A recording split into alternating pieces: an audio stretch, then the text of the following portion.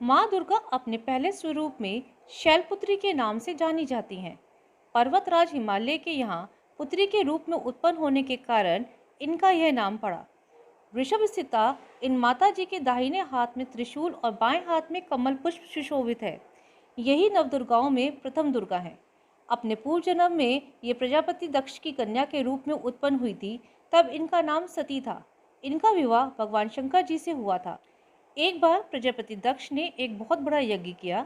इसमें उन्होंने सारे देवताओं को अपना अपना यज्ञ भाग प्राप्त करने के लिए निमंत्रित किया, किंतु शंकर जी को उन्होंने इस यज्ञ में निमंत्रित नहीं किया। सती ने जब सुना कि हमारे पिता एक अत्यंत विशाल यज्ञ का अनुष्ठान कर रहे हैं, तो वहां जाने के लिए उनका मन विकल हो उठा। अपनी यह इच्छा उन्होंने शंकर जी को बताई। सारी बातों पर विचार करने के बाद उन्होंने कहा, प्रजापति दक्ष किसी कारणवश हमसे रुष्ट हैं। अपने यज्ञ में उन्होंने सारे देवताओं को निमंत्रित किया है, उनके यज्ञ भाग भी उन्हें समर्पित किए हैं, किंतु हमें जानबूझकर नहीं बुलाया है, कोई सूचना तक नहीं भेजी है। ऐसी स्थिति में तुम्हारा वहां जाना किसी प्रकार भी श्रेयस्कर नहीं होगा। शंकर जी के इस उपदेश से सती का प्रबोध नहीं हुआ। पिता का यज्ञ देखने वहां जाकर माता और बहनों से मिलने की उनकी व्याग्रता किसी प्रकार भी कम न हो सकी। उनका प्रबल आग्रह देखकर भगवान शंकर जी ने उन्हें वहां जाने की अनुमति दे दी। सती ने पिता के घर पहुंचकर देखा कि कोई भी उनसे आदर और प्रेम के साथ बातचीत नहीं कर रहा है। सारे लोग मुंह फेरे हुए हैं। केवल उनकी माता ने स्नेह से उन्हें गले लगाया। बहनों की बातों में व्यंग्य और उपहास के भाव भरे थे। परिजनों के इस व्यवहार से उनके मान को बहुत क्लेश पहुंचा। उन्होंने यह भी देखा कि वहां चतुर्दिक भगवान शंकर जी के प्रति तिरस्कार का भाव भरा हुआ है। दक्ष ने उनके प्रति कुछ अपमानजनक वचन भी कहे। यह सब देखकर सती का हृदय क्षोभ, ग्लानि और क्रोध से संतप्त हो उठा। उन्होंने सोचा, भगवान शंकर जी की बात ना मान यहाँ आकर मैंने बहुत बड़ी गलती की है। वह अपने पति भगवान शंकर के इस अपमान को सह नहीं सकी। उन्होंने अपने उस रूप को तत्क्षण वहीं योगाग्नि द्वारा जलाकर भस्म कर दिया। वज्रपात के समान इस दारुण दुखद घटना को सुनकर शंकर जी ने क्रुद्ध होकर अपने गणों को भेजकर दक्ष के उस यज्ञ का पूर्णतः विध्वंस करा दिया। सती ने योगाग्नि द्वारा अपने शरीर को भस्म कर अगले जन्म में शैलराज हिमालय की पुत्री के रूप में जन्म लिया। इस बार वह शैलपुत्री नाम से विख्यात हुई। पार्वती, हेमवती भी उन्हीं के नाम है। उपनिषद की एक कथा के अनुसार इन्हीं ने हेमवती रूप से देवताओं का गर्व भंजन किया था। शैलपुत्री देवी का विवाह भी शंकर जी से ही हुआ। पूर्व जन्म की भांति ही इस जन्म में भी वह शिव जी की अर्धांगिनी बनी। नवदुर्गाओं में प्रथम शैलपुत्री दुर्गा का महत्व और शक्तियां अनंत हैं। नवरात्र पूजन में प्रथम दिवस इन्हीं की पूजा और उपासना की जाती है। इस प्रथम दिन की उपासना में योगी अपने मन को मूलाधार चक्र में स्थित करते हैं। यहीं से उनकी योग साधना का प्रारंभ होता है। माँ ब्रह्मचारिणी कथा। पौराणिक कथा के अनुसार पूर्व जन्म में माँ ब्रह्मचारिणी ने हिमालय के घर पुत्री रूप में जन्म लिया था। भगवान शंकर को पति रूप में प्राप्त करने के लिए बहुत कठिन तपस्या की, इसलिए इन्हें ब्रह्मचारिणी कहा गया। माँ ब्रह्मचारिणी ने 1000 वर्ष तक फल फूल खाकर बिताए और 100 वर्षों तक केवल जमीन पर रहकर शाक का निर्वाह किया। इसके बाद माँ ने कठिन उपवास रखे और खुले आकाश के नीचे वर्षा और धूप को सहन करती रहीं। टूटे हुए बिल्व पत्र खाए और भगवान शंकर की आराधना करती रही। इससे भी जब भोलेनाथ प्रसन्न नहीं हुए तो उन्होंने पत्र खाना भी छोड़ दिए और कई हजार वर्षों तक निर्जल और निराहार रहकर तपस्या करती रहीं। पत्तों को खाना छोड़ देने के कारण ही इनका नाम अपर्णा पड़ गया। माँ ब्रह्मचारिणी कठिन तपस्या के कारण बहुत कमजोर हो गईं। इस तपस्या को देख सभी देवता, ऋषि, सिद्धगण, मुनि सभी ने सराहना की और मनोकामना पूर्ण होने का आशीर्वाद दिया। माँ ब्रह्मचारिणी की पूजा से मंगल ग्रह की अशुभता को दूर करने में मदद मिलती है। ऐसी मान्यता है कि माँ ब्रह्मचारिणी मंगल ग्रह को नियंत्रित करती हैं। नवरात्रों के तीसरे दिन माता के तीसरे स्वरूप चंद्रघंटा की कथा। देवताओं और असुरों के बीच लंबे समय तक युद्ध चला। असुरों का स्वामी महिषासुर था और देवताओं के इंद्र। महिषासुर ने देवताओं पर विजय प्राप्त कर इंद्र का सिंहासन हासिल कर लिया और स्वर्गलोक पर राज करने लगा। इसे देखकर सभी देवतागण परेशान हो गए और इस समस्या से निकलने का उपाय जानने के लिए त्रिदेव ब्रह्मा, विष्णु और महेश के पास गए। देवताओं ने बताया कि महिषासुर ने इंद्र, चंद्र, सूर्य, वायु और अन्य देवताओं के सभी अधिकार छीन लिए हैं और उन्हें बंधक बनाकर स्वयं स्वर्गलोक का राजा बन गया है। यह सुनकर ब्रह्मा, विष्णु और भगवान शंकर को अत्यधिक क्रोध आया। क्रोध के कारण तीनों के मुख से ऊर्जा उत्पन्न हुई। देवगणों के शरीर से निकली ऊर्जा भी उस ऊर्जा से जाकर मिल गई। यह 10 दिशाओं में व्याप्त होने लगी। तभी वहां एक देवी का अवतरण हुआ। भगवान शंकर ने देवी को त्रिशूल और भगवान विष्णु ने चक्र प्रदान किया। इसी प्रकार अन्य देवी देवताओं ने भी माता के हाथों में अस्त्र शस्त्र सजा दिए।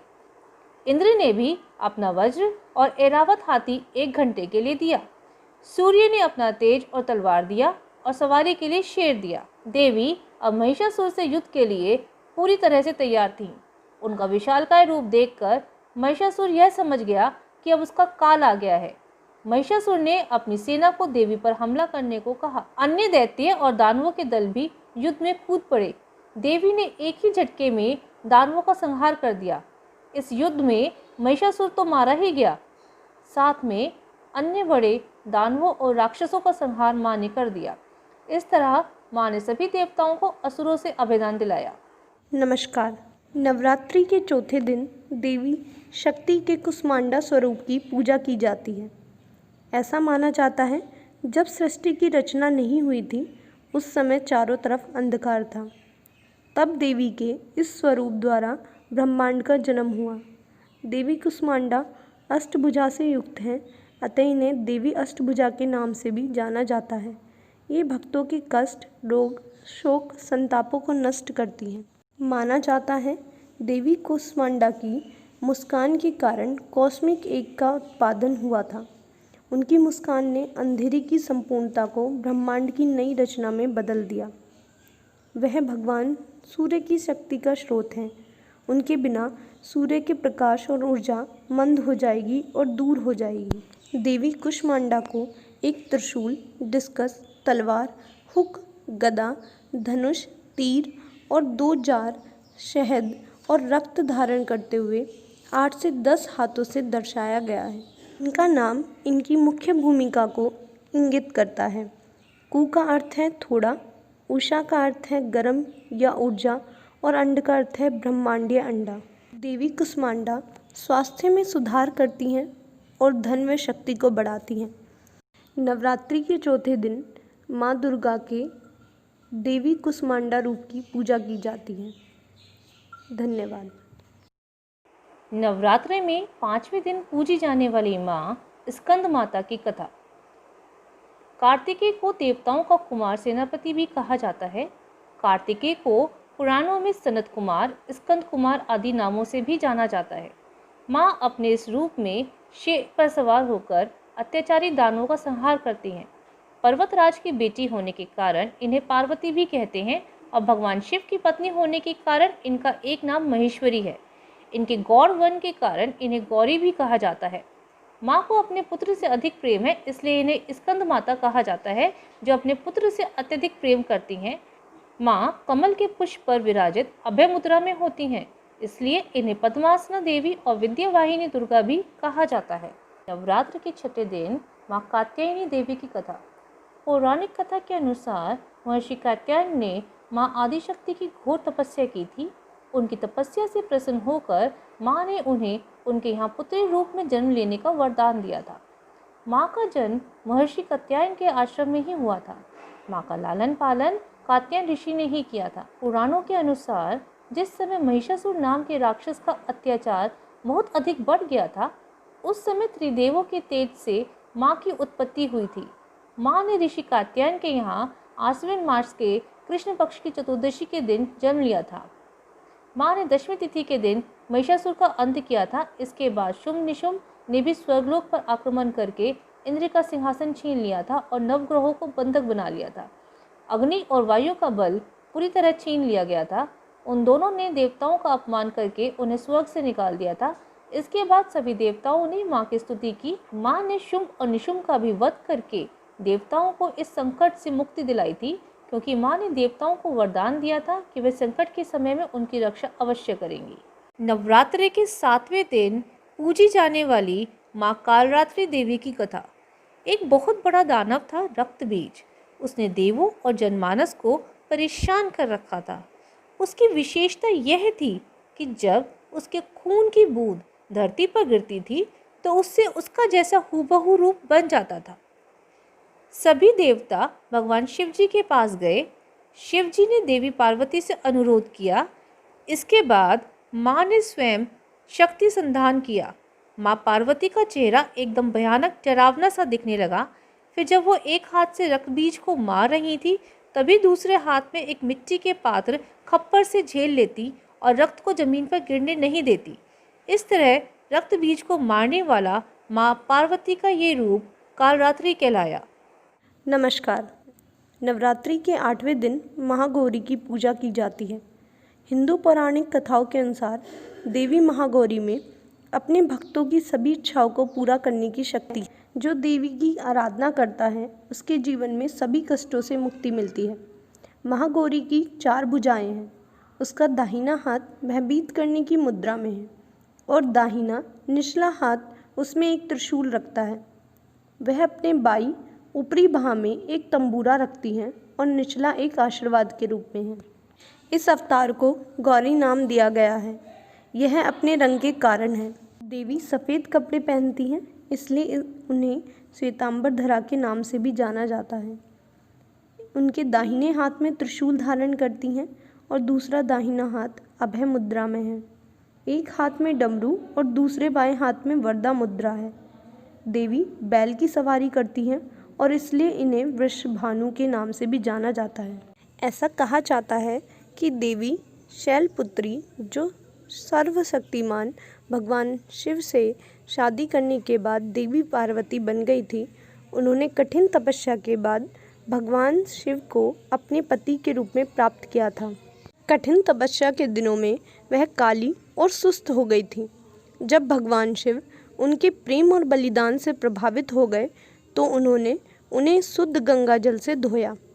इससे उनकी सफ़ेद और चमक मोती जैसी हो गई।